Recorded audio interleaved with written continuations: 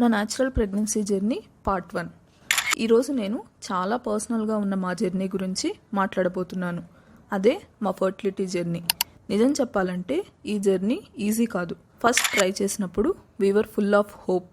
మేము అనుకున్నాం maybe first మంత్లోనే ప్రెగ్నెన్సీ టెస్ట్ పాజిటివ్ వస్తుందని.